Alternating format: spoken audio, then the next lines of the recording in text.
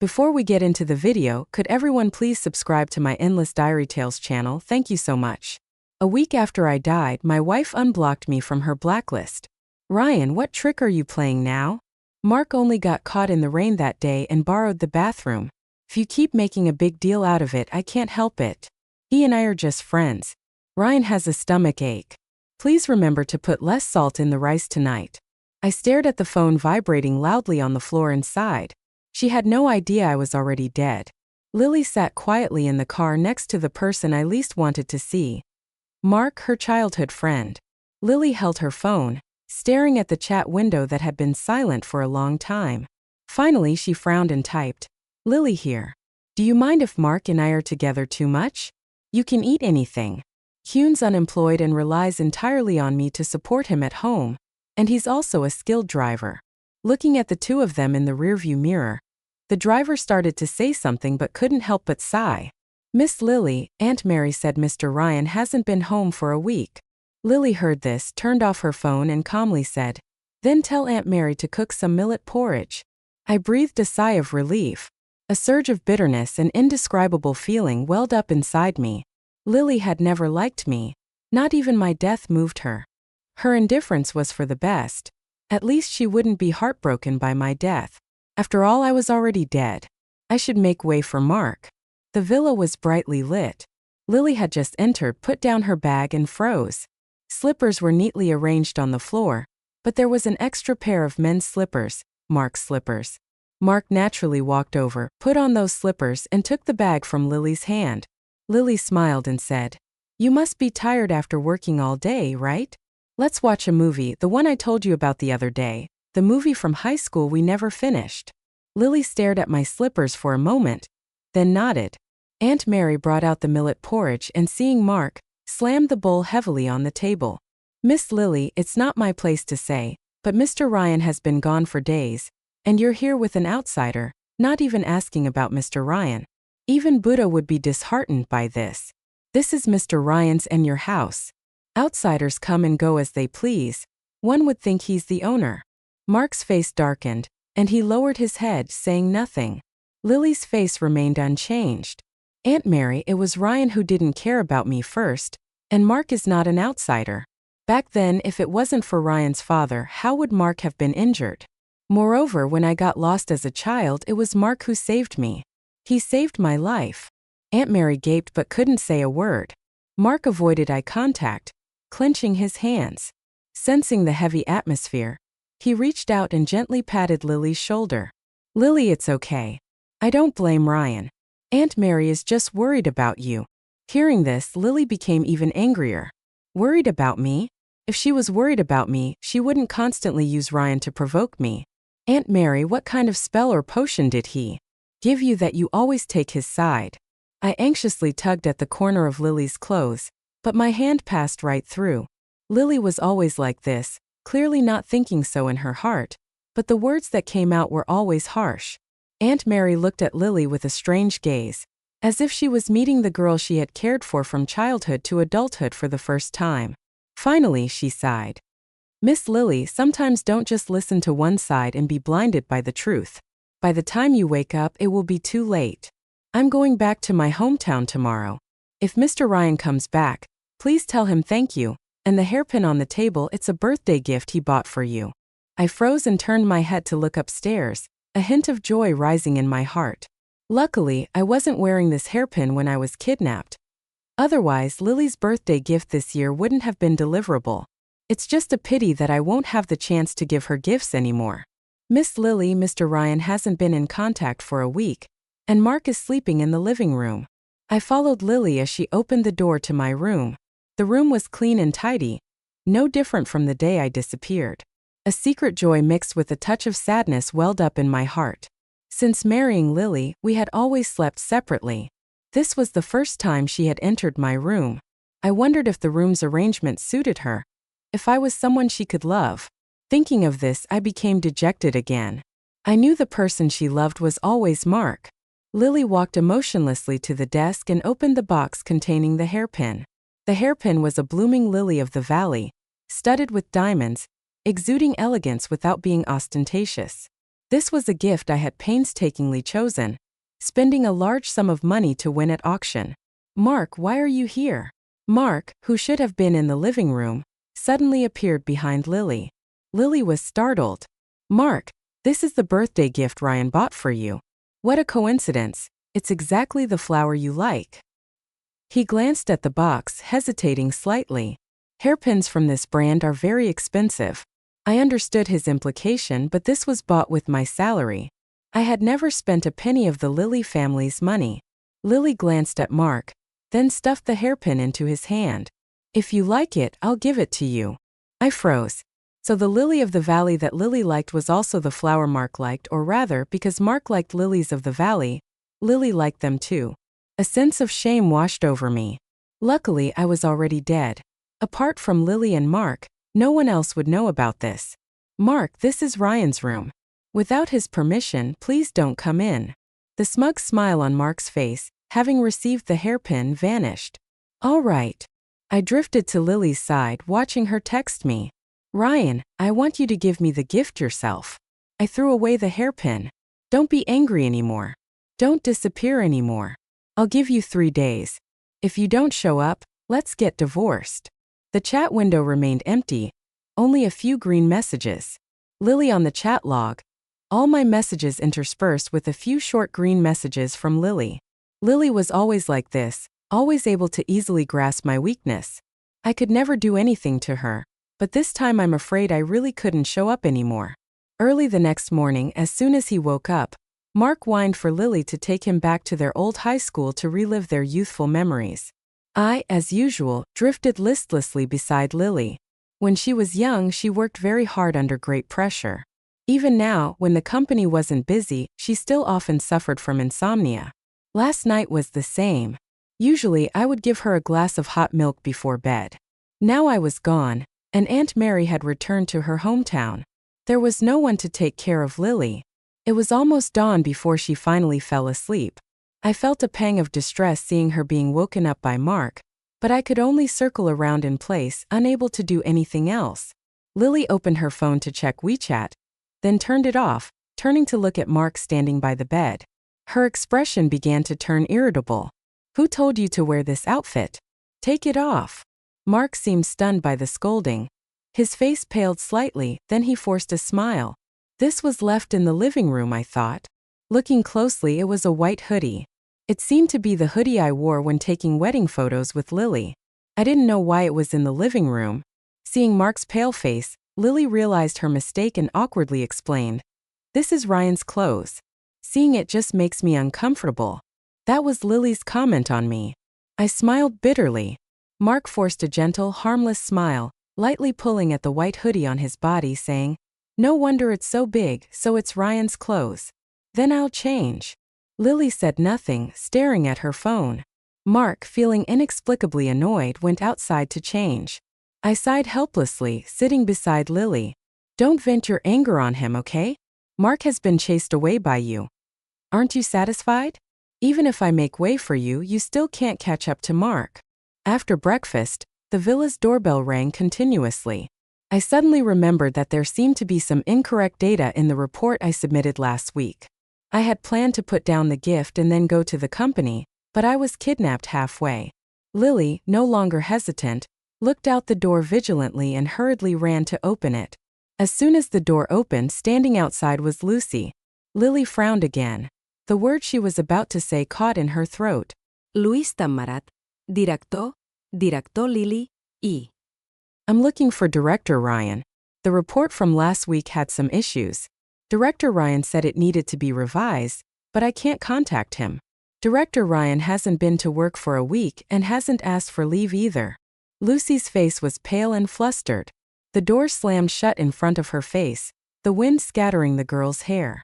Lucy hurriedly took out her phone. The phone screen displayed a news headline. Young man cycling in. The countryside unexpectedly discovers a corpse. I lowered my head, feeling both helpless and bitter. It had been a week since I died, and only now as I discovered Lily was right. I really had few friends not worthy of Lily. In high school, only my grades were commendable, but even those could be easily achieved by anyone willing to work hard. Outside the high school gate, Mark had Lily's camera around his neck, smiling as he stood beside her. The golden sunset shone on them, making them look radiant and vibrant. Lily looked at Mark, and a warm smile also bloomed on her porcelain white face. The light shone on Lily, making her look like a fairy in the forest. This scene of a talented man and a beautiful woman was deeply etched in my mind. My heart ached. The position beside Lily was ultimately not mine. I suddenly remembered the first time I met Lily, also under such sunlight. The exam was very difficult, and the girl beside me was studying intently. I no longer remembered what the exam was like that day, only the moment when the girl's hair was blown by the wind. Lily, thank you for coming back here with me. Since going abroad for treatment, I haven't returned to school, Mark said. Lily's smile stiffened. Then she took the camera from Mark's neck. It's good that you've returned. How are your legs and hands now? About what happened that year, I'm sorry. Mark rubbed his wrist. His tone relaxed and natural. It's okay, it's almost healed. Moreover, my path isn't limited to drawing. Lily said nothing more, staring at the basketball court. I followed her gaze. In high school, Lily often waited for Mark here after school. Every time I finished playing basketball and looked out at the court, I would always see her. I liked playing basketball because I could see Lily. That was one of the few moments I could see her. Hey little girl, the person beside you has changed again today. An old man sitting outside the school gate called out to Lily. I recognized that old man. He was the one with dementia in the apartment building opposite the school, often sitting in front of the school gate waiting for his grandson to get out of school. I looked at Lily and Mark. Changed? Weren't they always leaving school together? Where's the young man from before? Haven't seen him lately. He was much better looking than this one. Little girl, are your eyes going bad? Lily frowned and stepped forward, looking at the old man. The person beside me has always been him. In the old man's confused eyes, Mark smiled even brighter. I stood under the tree, withdrawing my hand when I was about to touch Lily. The person beside me has always been him, always been him. The honor roll outside the school gate had yellowed year after year. My name had faded to the point of being almost invisible. I closed my eyes, loving you my whole life, yet in front of me you confessed to another man. Even though I want you to be happy, I am still a coward. I thought my death was also worthwhile. When alive, I only annoyed Lily more. Dying now fulfilled her wish, perhaps. This could be considered a compensatory gift for her birthday. This year, she didn't like the lily of the valley hairpin, so I would return her moonlight before my body was identified. Lily's mother arrived. She had always looked down on my family background from high school until now. It was still the same. In her eyes, only Mark, who grew up with Lily, was worthy of being her son-in-law. Only he could be by her daughter's side for life. The harsh screech of car brakes rang out outside the school. Lily looked up. Her mother, with a haughty expression, stepped out of the car. Seeing Mark standing beside her daughter, she nodded slightly and smiled. Lily, I told you before, Ryan is not worthy of you. Mark is the best for you. Why do you only understand now? She glanced at the hairpin on Mark's collar, the smile on her face widening even more. She took Mark's hand. Lily gave you this, right? I know my daughter is thoughtful. You only mention your preference casually, and she could remember it until now. She has you in her heart. Lily looked at the hairpin, frowning, her tone not very friendly. When did you wear it? Mark, as if frightened by Lily, gaped and said, just now. I stood aside watching. Mark's changing expression made me sigh. Standing beside Lily like this would only push Mark further away. Lily didn't like people like that. Sure enough, Lily's mother's face changed. Ryan, where did he get the money for this hairpin? This is not something he could afford. Her tone changed. I told you before, Ryan is not a good person. Marrying you must be for our family's money. All the money has been swindled away by him, and you still don't know. I watched Lily frown, wanting to smooth out the wrinkles for her, to tell her it wasn't like that. I had been in business for so many years. Buying a hairpin was still within my means, but I couldn't touch her. In the end, I still let my hand fall. I was already dead anyway. Even Lily's mother didn't want to give me any face. In her eyes, even in death, I was still a despicable person for the sake of the Lily family's money. Lily raised her head to look at her mother. So what if it's my money for him to spend? I froze. Mark was also stunned. This was the first time I heard Lily say she wanted to spend money on me. Before, I only heard Ryan was unemployed, relying entirely on me to support him. Lily's mother's face turned cold, about to say something, but was interrupted by someone rushing down from the car. Enough, Mom. Brother-in-law is already dead. How long are you going to defend this outsider? What is Mark? Besides growing up with my sister, what has he done for her? I always thought my sister was just missing her old flame. Unexpectedly, she was so stupid that she was beyond redemption. 8 days. 8 days already, and you didn't notice brother-in-law was missing? Lily, to meet someone like you. Ryan was really unlucky for 8 lifetimes. Lily froze on the spot, looking at the person grabbing her collar, breathless. Lily's mother crossed her arms in front of her chest. All right, Di. Is that how you talk to your sister? Ryan died, then he died just in time to make way for Mark. I think your sister is still more compatible with Mark. Daisy released her hand from Lily's collar. Lily grabbed Daisy's hand back, gripping it tightly, her voice slightly trembling. What did you say? Mark's face was ashen. Lily's mother froze beside her, seemingly not expecting her daughter's reaction to be so strong. Daisy sneered. What brother-in-law is dead?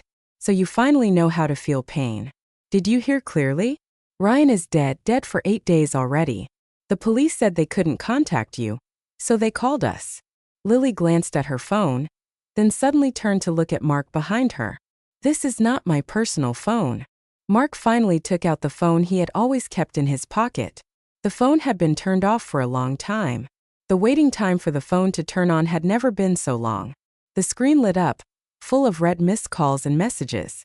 Lily's hand clenched, then loosened, finally putting the phone down. It's okay, he's just missing. He'll come back.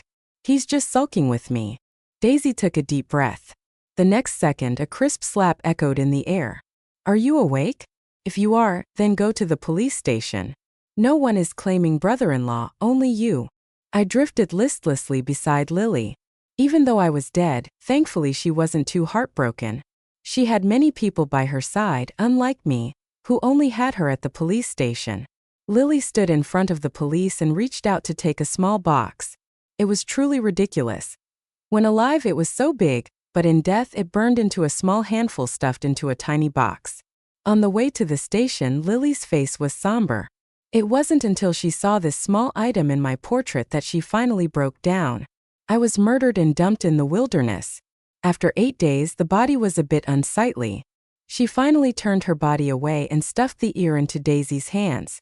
Her hands trembled slightly as she opened her mobile phone.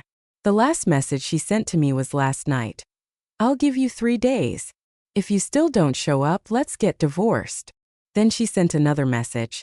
I won't rush you anymore, just come back. In my bag full of belongings, a notification sound rang. Lily put down her phone and picked up my phone. The police, seeing this, took advantage of the free time to tell her that when the deceased was kidnapped, he seemed to have tried to call out, but all were the same. No one answered. Lily's eyes suddenly red. She lunged forward and snatched the phone from the police's hand. Opening it, there were a total of 3 missed calls. Each contact name was the same. Lily. Her hands trembling, her knuckles white, clutched my phone. She bowed her head and said nothing, her eyes vacant, staring blankly at the 3 red missed calls on the phone screen. Then she turned around without a word and walked out. Mark wanted to chase after her. Lily opened her mouth, her voice cold, completely devoid of the gentleness from that morning. About the phone, I won't pursue it in the future, don't let me see it again. I froze, looking at Mark's unpleasant expression, then looked at Lily, who had walked far away. Doubts gradually arose in my heart. What was going on? Didn't Lily like Mark? Even on the day I died, wasn't it 8 days after my death? Weren't they still together? The sky gradually darkened in the villa. No lights were turned on. Lily sat on the carpet in the living room. The coffee table was full of bottles and cans. She said nothing, just quietly sat there drinking bottle after bottle. Even though I knew her alcohol tolerance was good, seeing so many empty bottles still shocked me. Ryan. She opened her mouth, facing the air, talking to herself. Ryan, you better hide well. Pray that in this lifetime I won't find you. Otherwise, I'll tell you you're done for. I mean what I say." After saying this, Lily started to cry, crying so hard she couldn't breathe. I wanted to comfort her, help her, pat her back, but I was powerless. I was just a spirit. Perhaps tomorrow or the day after tomorrow I would vanish. After a while, she picked up a bottle of wine and went upstairs. Since getting married, she had always slept in the master bedroom, and I slept in the spare bedroom. Anyway, there were many rooms in the villa. Leaving them empty was also a waste. Although she didn't come home often and I rarely entered her room, this was still one of the few times I could openly and legitimately enter my wife's room. The decoration was very ordinary, nothing special. She opened a cabinet door, taking out a box from inside. I sat on the bed, watching her, busy as if between me and her there was no existence of Mark, only me and her. The box opened. Inside was a stack of test papers, a set of school uniforms, a deflated basketball, and some other miscellaneous items. I stared intently at the basketball, on which there was a place drawn with a blue pen in the shape of a moon. That was drawn by me at night, and later I couldn't erase it. Then the basketball deflated, and I couldn't find it anymore. Why did it appear here?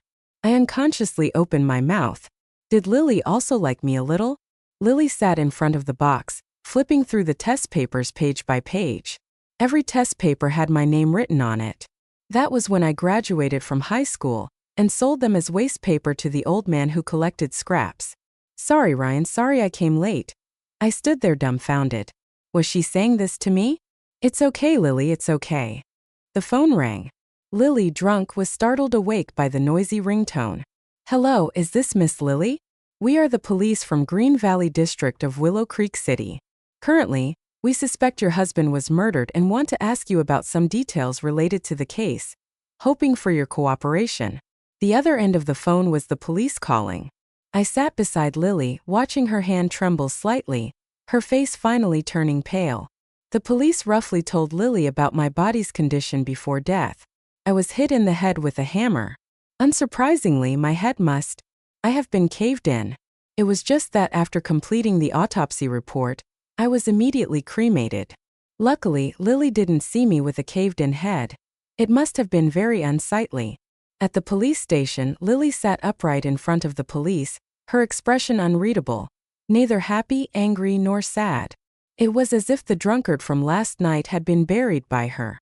She said, "Officer, I hope you can quickly find the murderer so that my husband can rest in peace." I sat beside her, gently tugging at the corner of Lily's clothes.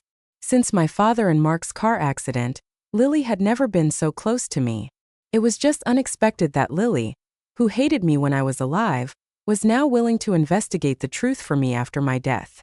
Lily had changed but also seemed unchanged, only she was no longer as close to Mark as before. I was worried and uneasy again. I was no longer here. If Mark was not by her side either, what would she do if she got sick? The police worked very efficiently, and before evening, they called to report that they had clues. "Miss Lily, your husband's death seems to be related to someone close to you. The person who killed your husband was once the owner of a small factory under the John Group. After that, the factory went bankrupt, and this owner also disappeared." I stood there, not wanting to move forward anymore. Hearing this, what else didn't I understand? It was all done by Mark. Mark wanted revenge for the accident that year. Even my father's death was not enough to soothe his anger. It was just that if the culprit was Mark, I was afraid that Lily would withdraw the charges again. It was always like this between me and Mark. I was not even considered an option. Sure enough, Lily lowered her head. I laughed self-deprecatingly. I had known the outcome already. Even though I always pretended not to care, I still felt uncomfortable. I looked outside the police station. It was still raining just like the day I died, not knowing when it would stop. Lily doesn't need you anymore. Even if it's the Jang family, they must hand over the person in front of me. A sound came from behind me. I turned my head. Lily raised her head, her eyes containing emotions that I couldn't understand. Even if it's Mark, he must be handed over. "All right, Miss Lily. The murderer said he wants to meet you to apologize to you." I saw Lily nod and followed her. Today was the 9th day after my death. The murderer was finally caught. The scarred face confined behind the glass, seeing Lily arrive, lazily sat there sneering. Miss Lily, how does it feel to have your husband die unexpectedly? You would react so strongly. Didn't you dislike him? Lily coldly looked at him as if looking at a dead person. If you have anything to say it quickly. Don't provoke me. Don't be hasty. Let me tell you, Mark beside you is not a good person. His family still owes me $3 million. The scarred face became more and more frantic, clenching his hands. $3 million?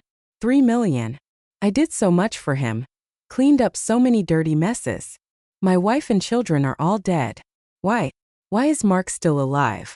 The murderer's emotions became increasingly agitated, and the police had to come in and inject him with a sedative.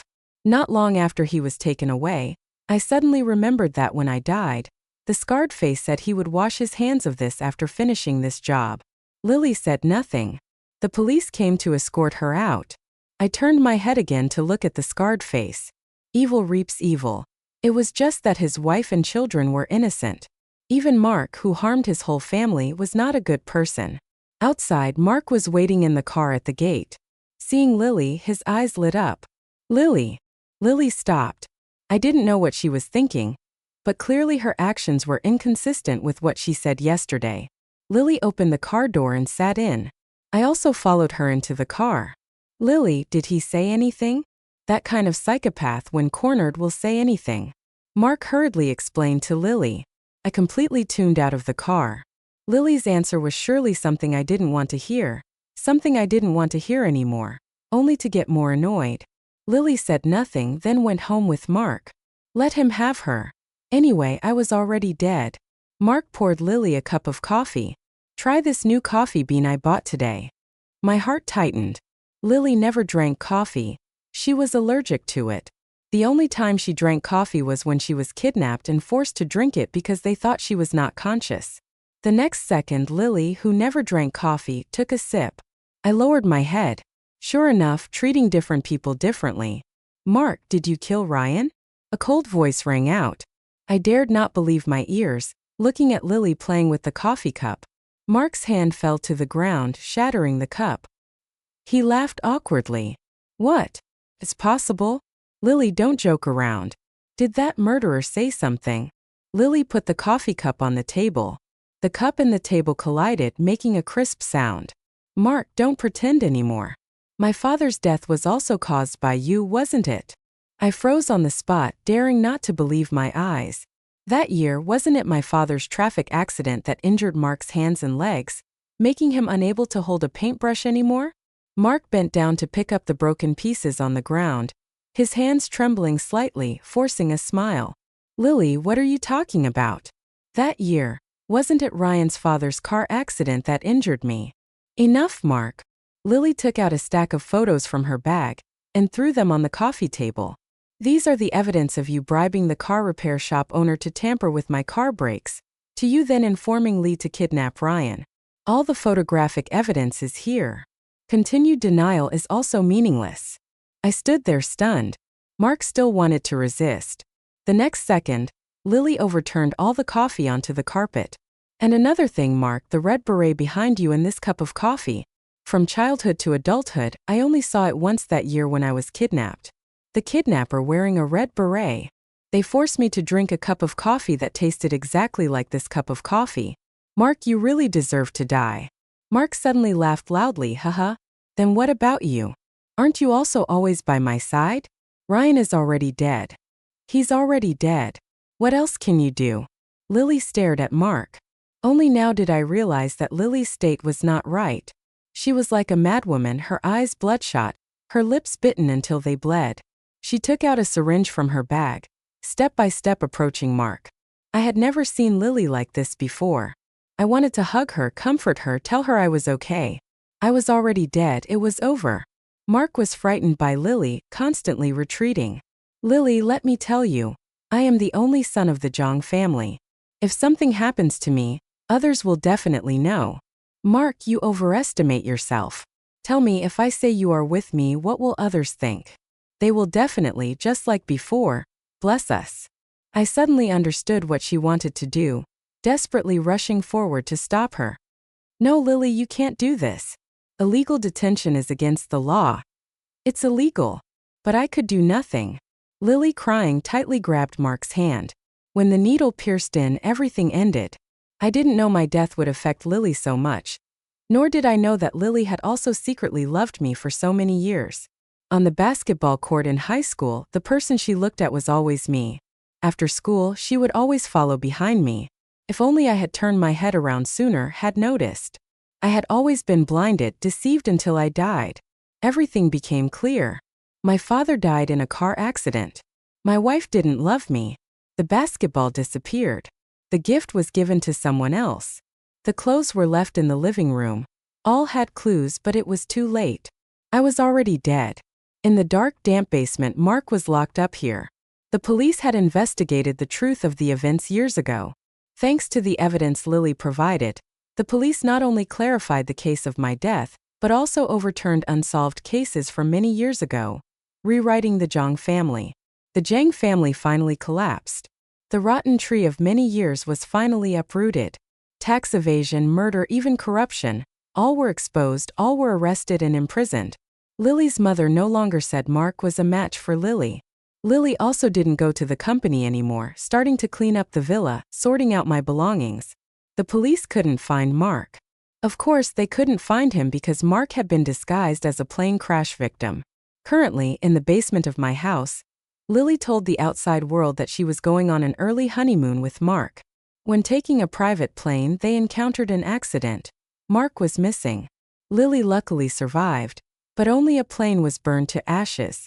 Mark's tendons in his hands and feet were severed. In the basement, he lay on the old tattered bed. Because of the year-round dampness in the basement, many rodents were born, attracted by the smell of blood on Mark's body, swarming around him. Prolonged darkness finally drove him insane. As if abandoned in hell, the basement door opened. Lily stepped in. Mark trembled, cowering in the corner of the wall, only repeating one sentence. "It wasn't me, it wasn't me." Lily said nothing, only glanced at Mark, then went upstairs. Upstairs, she placed my name in my photo. Lily sat in front of me for a while, placing a piece of chocolate, my favorite food. "Sorry, Ryan, sorry. At that time, I really thought you harmed Mark. I just wanted to do something for you. I didn't want to always follow behind you."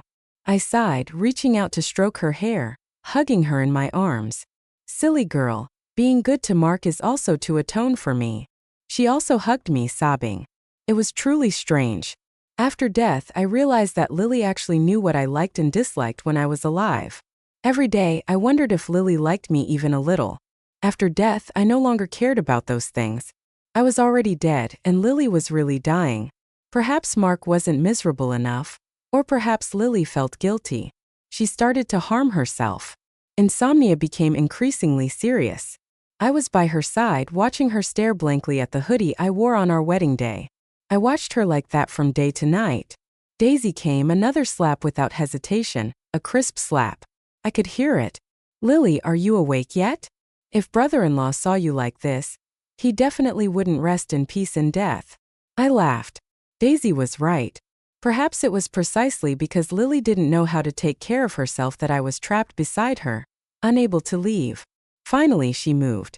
She stared blankly at Daisy, then started to cry, crying until dawn. She went to the police station to confess. Mark was found in the basement, unrecognizably deformed, his wounds gnawed by rats. Even the best doctors couldn't save him. Mark died. Lily was arrested for intentional injury, sentenced to 5 years. 5 years later, Lily was released from prison early for good behavior. Lily's mother and Daisy came to pick her up at the prison gate. Daisy had replaced Lily's position in the company. Lily's mother's temples were already streaked with white. Lily said, "I'm back." I drifted behind her. Daisy looked at the thin Lily and couldn't help but cry. "Oh, I'm really a coward, being bullied by Lily like this yet still missing her."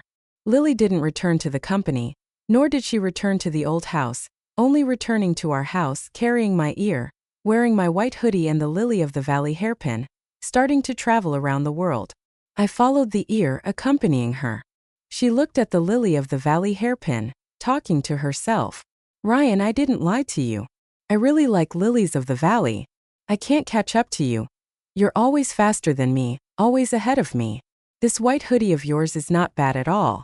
It's just that you didn't want to live with me. Clothes left in your room have no scent of you. Sorry, Ryan. I just wanted you to look at me more. Sorry, Ryan. I should have looked at you more. I should have tried harder. If only I had discovered that bastard Mark sooner than I would have liked. The riverside wind carried a salty scent. I wanted to cry, but I couldn't let Lily see. Otherwise, she would laugh at me for being a crybaby. It's okay, Lily, I don't blame you. I still love you. This is the 7th year after I died. I should go now.